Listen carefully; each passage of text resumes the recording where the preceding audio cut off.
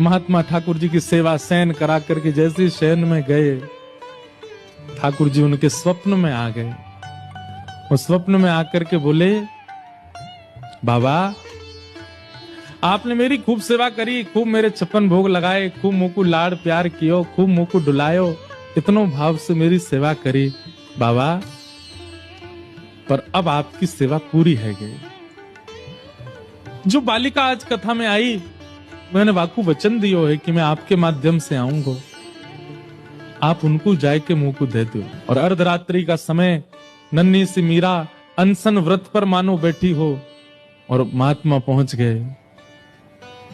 ले मीरा है गिरधर तेरा। मीरा के चित्त में पीड़ा भी हो रही है और वो नाच भी रही है। नाच इसलिए रही है कि आज मानो जैसे वर्षों और युगों का विरह समाप्त होगा, पर पीड़ा इस बात की है कि मैं एक वैष्णव की सेवा ले रही हूं।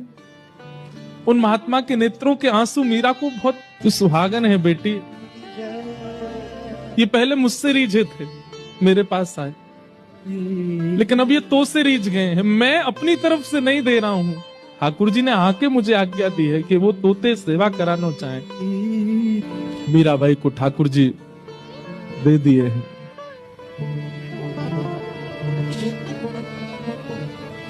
चले गए महात्मा।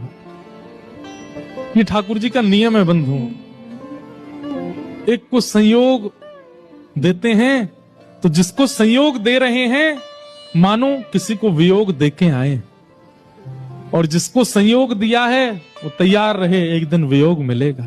बस आनंद में रहती है, प्रसन्न रहती है, झूमती रहती है, मानो अब इससे बड़ा सुख उनके जीवन में और कुछ नहीं है, आनंद है।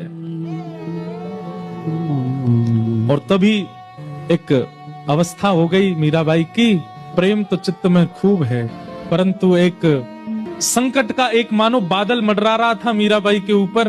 राधे राधे, आगे देखने के लिए फॉलो कर लो।